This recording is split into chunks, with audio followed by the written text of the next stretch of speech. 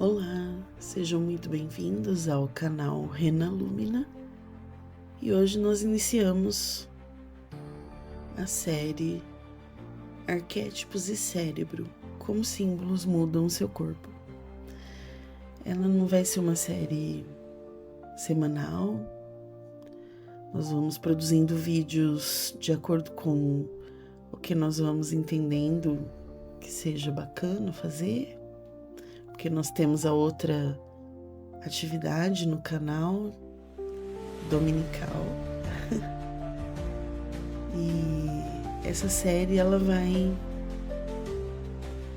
trazer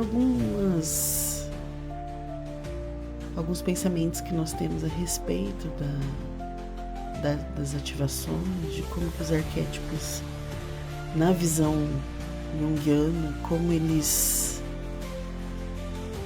acabam interferindo na nossa vida.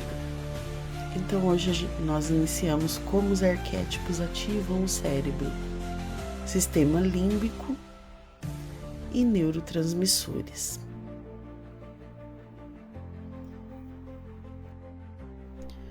Você já percebeu como certas imagens ou histórias míticas têm o poder de mudar completamente o seu estado emocional? Um símbolo sagrado, uma figura de força, uma lembrança ancestral, tudo isso pode acender dentro de nós algo muito profundo.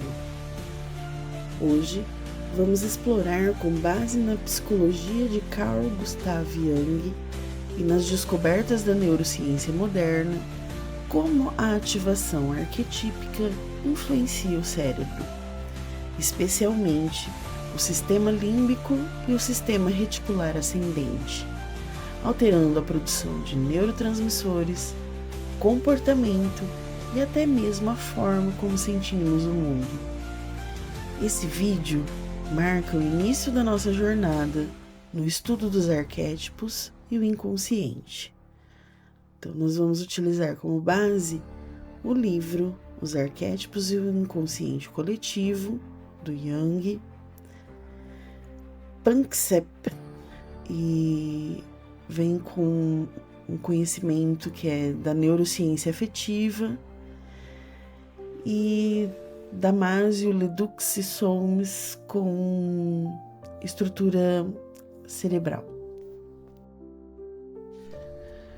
Para Jung, os arquétipos eles são padrões universais de uma energia psíquica. São imagens primordiais que habitam o inconsciente coletivo, algo que está muito profundo, guardado. São estruturas simbólicas herdadas que moldam os nossos sonhos, nossas emoções e os nossos comportamentos. Quando um arquétipo é ativado, ele desperta em nós circuitos emocionais profundos, reorganizando a atenção, motivação e até processos hormonais. Jung dizia que os arquétipos são formas do instinto. Hoje a neurociência confirma que imagens simbólicas realmente acionam redes afetivas subcorticais, produzindo reações corporais reais. O sistema límbico é o coração emocional do cérebro. Ele integra sentimento, memória, motivação e comportamento. É composto por estruturas interconectadas, chamadas amígdala, hipocampo, hipotálamo, giro do cíngulo, septo, núcleos accumbens e partes do córtex orbifrontal.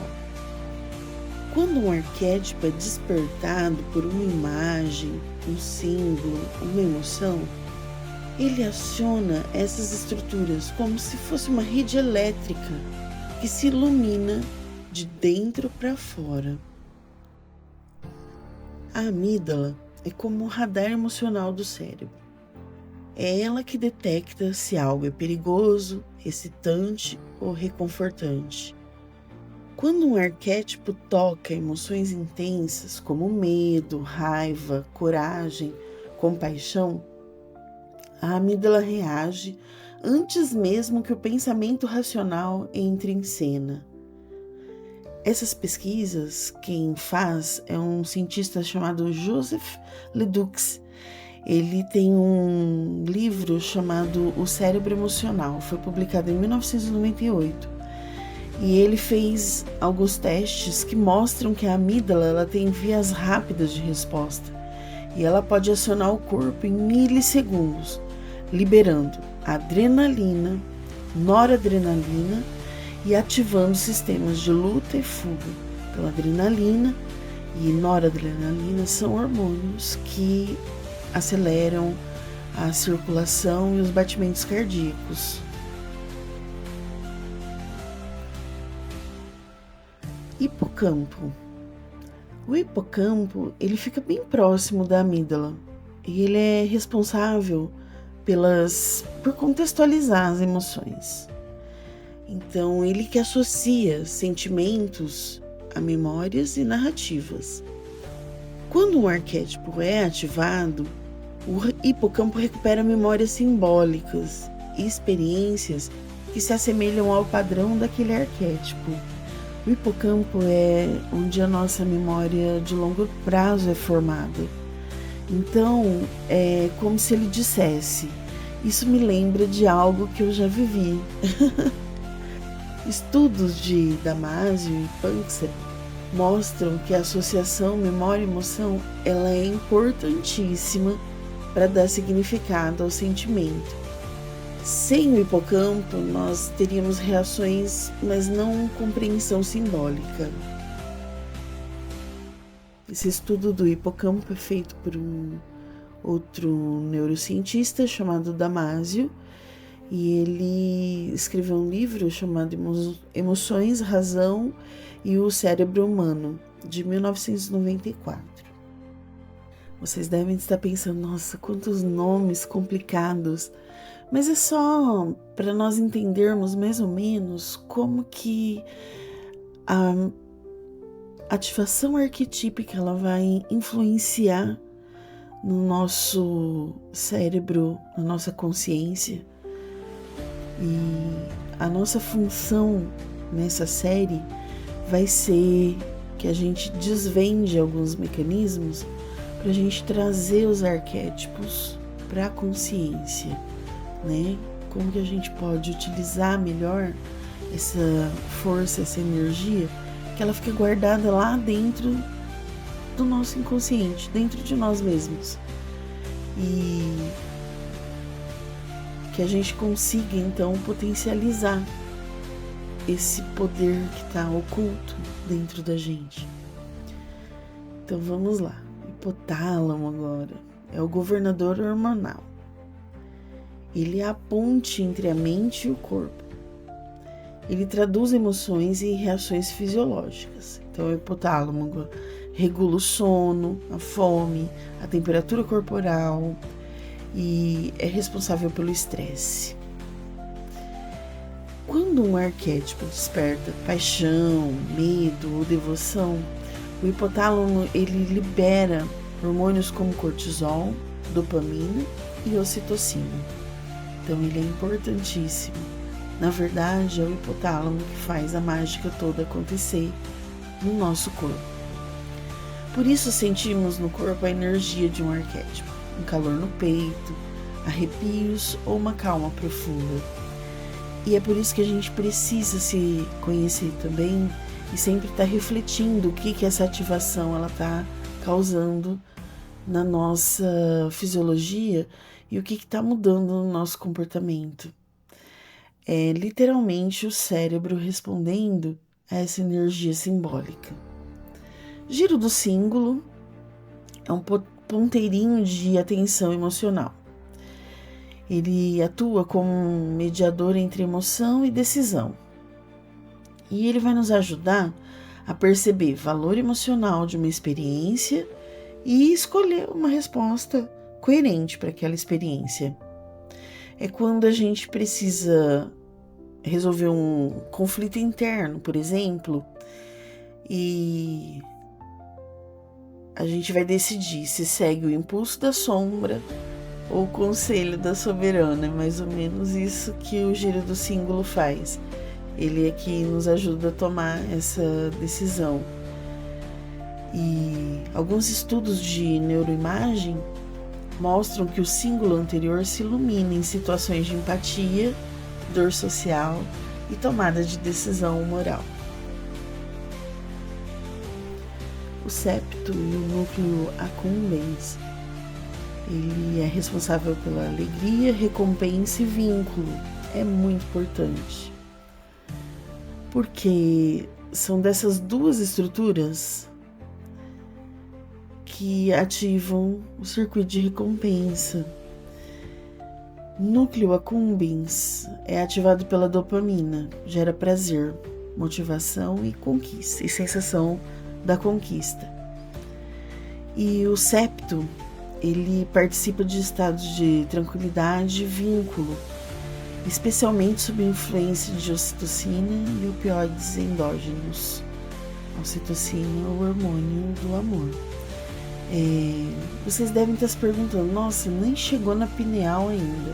A pineal, ela vai ter um capítulo só para ela. Quando o arquétipo do cuidado, por exemplo, se ativa, o septo e os circuitos de afeto entram em ação, promovendo bem-estar e amorosidade. Então são os arquétipos mais voltados para o relacionamento. Essa neuroimagem é pesquisa do Panksepp num trabalho numa publicação, um livro chamado de Neurociência Afetiva. Estamos quase finalizando essa série, nós vamos falar apenas dos 2 sistemas. Depois nós teremos um vídeo especial somente sobre neurotransmissores. Depois falaremos um pouco em cada vídeo de cada sistema e de cada estrutura e da ativação correspondente, né? E para a gente finalizar esse vídeo, o sistema reticular ascendente. Ele é chamado de RAS também na neurociência.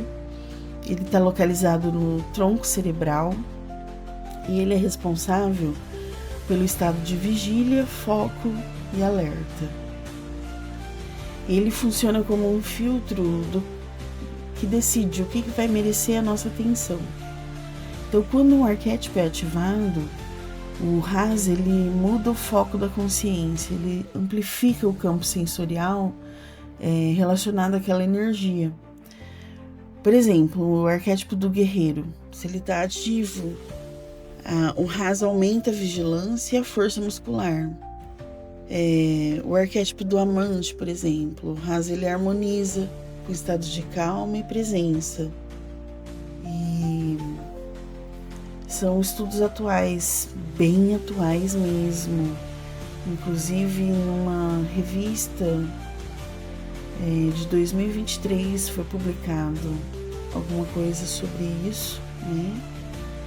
E nós vamos ter capítulos para cada uma das estruturas e nós vamos voltar depois, assim, tentando trazer com mais detalhes cada uma dessas estruturas. E essa publicação, Stat Pearls, ela descreve o RAS como essencial na integração entre emoção, percepção e comportamento. Então, é um sistema reticular ascendente que vai estar intimamente ligado na ativação para mudar o nosso comportamento em relação à vida, em relação ao modo como a gente enxerga a vida. Compreender essa ponte entre Jung e a neurociência é libertador. E o trabalho que nós temos feito na Rena Lumina é criar intervenções terapêuticas que possam integrar o símbolo com a neurobiologia, a neuropsicanálise com a psicologia analítica. E nós temos desenvolvido uma técnica muito bacana, que é uma terapia baseada em afeto. E esse trabalho a gente tem realizado na Rena Lumina, nos nossos atendimentos, porque a gente desenvolveu uma metodologia de ativação arquetípica única, que é inovadora no mercado das terapias. E se você quiser saber mais a nosso respeito, acesse as nossas redes. Nosso arroba é Rena Lumina e tem lá nas redes, tem o contato. Também a gente vai deixar o cardzinho do nosso contato para quem quiser marcar um horário para mais informações. Estamos todos à disposição. E a gente finaliza aqui com a frase do Jung: aquele que olha para fora sonha, e quem olha para dentro desperta. E a neurociência hoje confirma: despertar é também um processo biológico. Se você gostou do nosso conteúdo, se inscreva, comente, compartilhe. E muito obrigada. Rena Lumina, conectando você ao universo.